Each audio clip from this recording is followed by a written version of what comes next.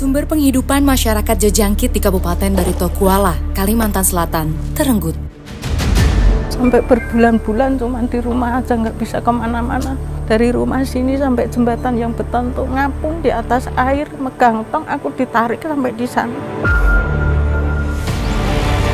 Hamparan sawah yang luas kini tak lagi bisa ditanami. Akibatnya, warga hanya bisa gigit jari. Apakah pemerintah benar-benar berniat untuk melakukan swasembada pangan, ataukah hanya bentuk seremonial belaka?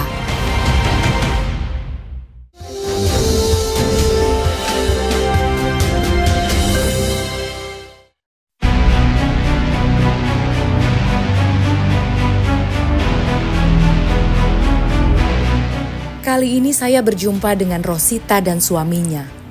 Sejak lahannya digenangi air bertahun-tahun, pasangan lansia ini hanya bisa pasrah.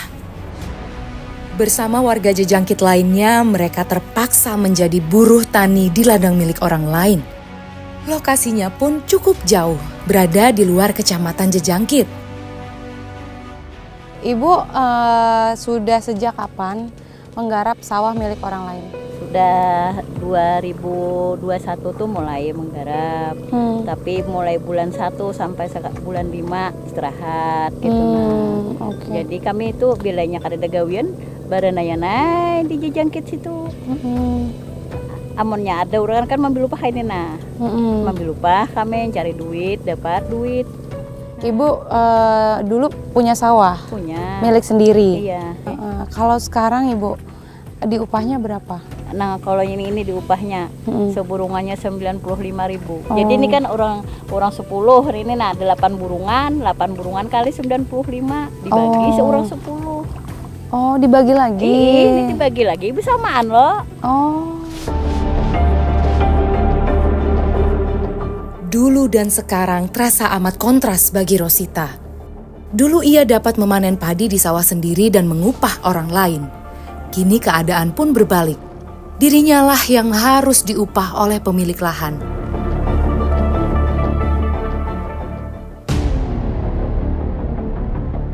Rosita hanyalah satu dari ribuan petani di Jejangkit yang sawahnya rusak.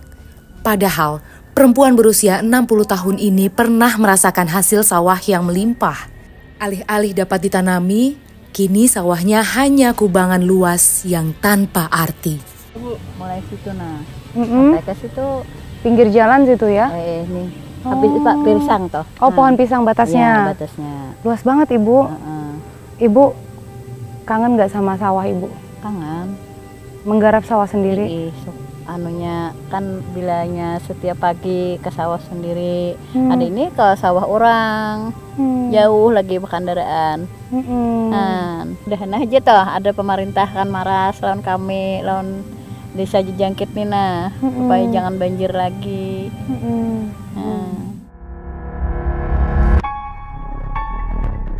Seluruh petani di Kecamatan Jejangkit seperti menggantungkan angan yang tak pasti.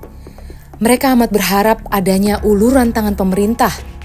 Namun di sisi lain, pemerintahlah yang memberi izin bagi perusahaan sawit yang menjadi penyebab banjir permanen ini. Karena mayoritas masyarakat Jejangkit ini adalah petani dan salah satu lumbung pangan di Kalimantan Selatan, maka sumber penghidupannya dari bertani. Nah saat ini sejak 2021 kemarin itu Jejangkit sudah mengalami banjir terus. Setelah Walhi turun melakukan investigasi, ternyata penyebab banjir ini bukan hanya karena cuaca saja, tetapi didorong akibat adanya pompanisasi yang dilakukan oleh perusahaan. Kalau upaya-upaya itu sudah pernah dilakukan, nah, baik itu lapor ke DLH Provinsi untuk penyelesaian mediasi ini, lapor terhadap Bupati, tapi penyelesaian ini seperti hanya seremonial saja untuk dilakukan, tidak memberikan dampak yang sangat signifikan untuk masyarakat Jejangkit. Saya mengikuti aktivitas keluarga Rusna yang kini menjalani keseharian di aliran air dekat tanggul perusahaan. Terlihat jelas wilayah perusahaan sawit kering. Sebaliknya, area lahan masyarakat tetap tergenang. Sekarang ini menjadi salah satu cara bertahan hidup masyarakat di sini. Dan mereka mencari ikan di lokasi yang dulunya bukan genangan air. Ini dulunya daratan ya Bu ya. Lahan masyarakat ini jadi tergenang seperti ini karena adanya pompa air atau perusahaan membuang air ke sini, ke lahan masyarakat.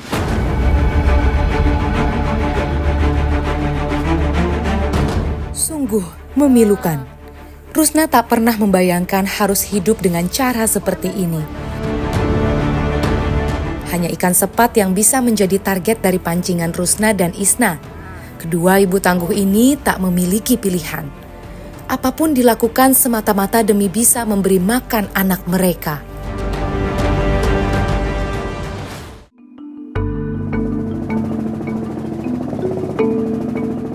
Dalam perjalanan pulang ke rumah, mereka sejenak berhenti di rawa-rawa liar tempat tumbuhnya pohon kayu galam.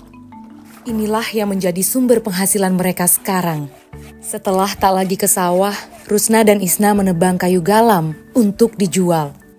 Pohon galam yang lurus dan panjang banyak digunakan warga untuk pondasi rumah panggung atau dijadikan arang. Saya bawa ke sana ya Bu. Nah ini orang sini menyebutnya kayu galam. Dia tumbuh liar dan sejak masyarakat nggak panen padi, banyak dari mereka yang mencari kayu galam ini. Tapi sangat-sangat berbeda dengan dulu saat hasil panen. Karena ini dijual per batang, paling mahal Rp3.000 ya Bu? Iya, Rp3.000. Betul-betul nggak sepadan.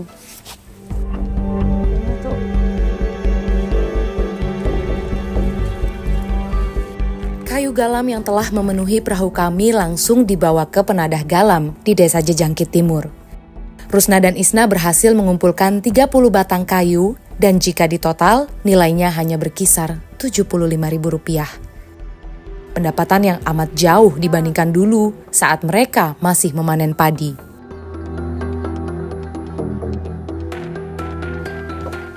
Berapa harganya Pak kalau yang segini? Oh, kalau panjang 3 ini 2.500 biasanya. 2.500 per batang? Iya, per batang. Berarti benar ya paling mahal nggak di atas 3.000, nggak ada yang di atas 5.000? Nggak ada. Oh gitu. Memang segini sudah pasarannya. Sudah sejak kapan Pak banyak masyarakat sini yang cari kayu galam? Kalau cari kayu galam sebenarnya sudah lama. Mungkin sebelum tahun 2000-an kayaknya sudah nyari galam di sini. Oke. Tapi semakin banyak sejak udah nggak ada lagi yang panen padi? Iya. Kalau dulu sedikit aja yang nyari galam, paling 2-3 orang. Tapi habis nggak bisa tanam padi ini, banyak masyarakat yang pindah kerjaan jadi tukang cari galam. Kasihlah.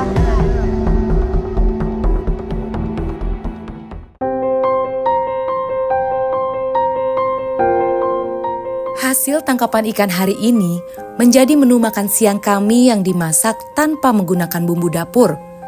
Kesulitan hidup membuat Rusna tak mampu membeli persediaan bahan pokok di rumahnya. Taraf hidup yang amat jauh dari kelayakan seperti ini menjadi potret kemiskinan yang dialami sebagian besar warga Jejangkit sejak tak ada lagi sawah.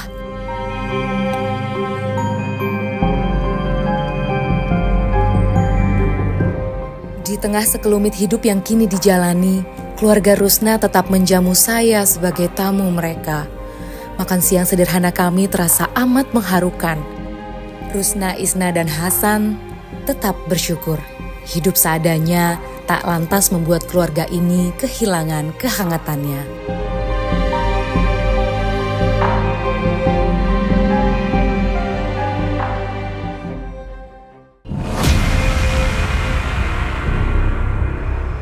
Masyarakat di Kecamatan Jejangkit, Kabupaten Barito Kuala juga dihuni oleh para transmigran dari Pulau Jawa. Dahulu, warga berbondong-bondong untuk bermigrasi sebab tanahnya yang subur. Tapi nyatanya jauh panggang daripada api. Seperti yang dialami oleh keluarga Ponirin. Mereka harus berkebun di lahan banjir permanen. Kalau dilihat kebun sawit banjir seperti ini sangat nggak ideal. Tapi malah kata ibu-ibu, ini surut Mbak, lebih mending dari sebelumnya. Artinya kemarin-kemarin banjir menetap ya Bu ya sampai selutut dan berbulan-bulan. Sejak 2021 silam, lahan masyarakat seakan menjadi tumbal. Perkebunan sawit raksasa membuang limpasan airnya ke sawah dan kebun warga. Jika tidak tergenang banjir, lahan sawit seluas lebih dari 2 hektar ini bisa panen 2 kali dalam 1 bulan. Kini, untuk bisa panen 1 kali dalam sebulan saja sudah terbilang baik. Tapi Ponirin, Samini, dan saudara-saudaranya tidak menyerah. Dalam kondisi sulit, mereka tetap berusaha untuk memanen sawit. Setiap butir begitu berharga, hingga buah yang terjatuh ke air pun tetap dipungut. Sebenarnya kalau nanam-nanam itu sebenarnya sih tanahnya subur, bagus, ya cabai, ya sayuran, ya entah apa, tomat. Cuman kendalanya itu kalau mau mulai berbuah itu kena banjir semua mati. Makanya di sini tuh kadang sedih, nggak kerasan. Tapi kalau misalnya mau pindah, sebentar pindah, nanti dipikir-pikir tua di jalan. Awalnya, Samini dan keluarganya dijanjikan untuk ikut program petani plasma sawit. Janji manis dari perusahaan asing membuat keluarga Samini mau pindah ke Jejangkit.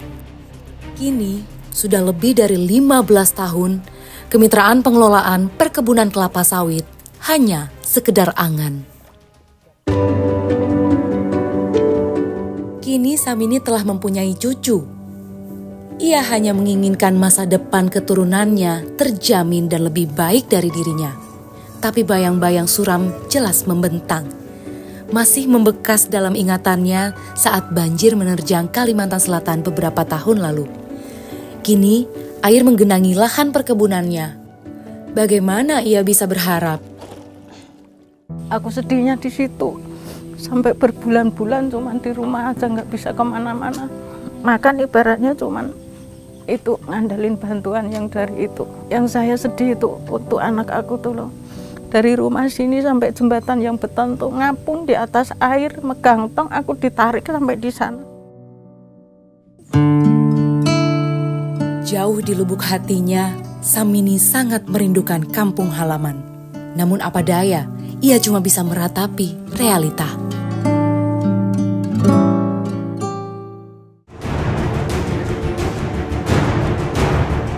Kecamatan Jejangkit sempat menjadi pusat perhatian di Indonesia. Ada 3 desa yang ditetapkan sebagai lokasi untuk peringatan Hari Pangan Sedunia pada 2018 lalu. Tapi kini, Jejangkit hanya menjadi hamparan rawa yang luas. Potret kegagalan program swasembada pangan pemerintah. Proyek food estate yang telah dicanangkan sejak awal periode kedua Presiden Jokowi kini membuat warga satu kecamatan kehilangan mata pencaharian. Bayangkan, lahan seluas 1.200 hektar dipaksakan menjadi lumbung pangan nasional. Padahal sudah jelas, kawasan Jejangkit kebanyakan adalah lahan gambut. Selain sulit pengelolaannya, lahan gambut memang sering tergenang air secara alami, baik karena curah hujan maupun dari luapan air sungai. Tapi situasi yang dialami warga Jejangkit sedikit berbeda. Mereka mengalami banjir yang tak pernah surut. Warga menyebutnya dengan banjir abadi. Padahal, dulunya sawah di sini sangat produktif. Kecamatan Jejangkit sempat dikenal sebagai salah satu penghasil padi terbesar se-Kalimantan Selatan. Tahun demi tahun berlalu, luas lahan produktif masyarakat malah terus menurun. Bahkan, tahun ini warga tak lagi dapat mengolah sawah dan ladang mereka. Air menggenangi sawah dan perkebunan masyarakat hingga merambat ke permukiman. Alhamdulillah, kita sudah melakukan beberapa langkah. Kemarin kita sudah berjalan menemui salah satu perusahaan kebun sawit yang mana berkaitan dengan wilayah Jejangkit. Kita diskusi banyak berkaitan dengan hal yang membuat petani yang tidak bisa bertani karena akibat banjir. Alhamdulillah kita sudah ada kesepakatan saling bantu-membantu antara pemerintah daerah Kabupaten Baletukwala sama perusahaan kebun sawit, yang mana kebun sawit itu terletak sebahagian di Kabupaten Baletukwala, dan insya Allah dalam waktu dekat ini kita akan melakukan normalisasi sungai. Bagian seberangnya ini ada kayu yang bisa ditarik pakai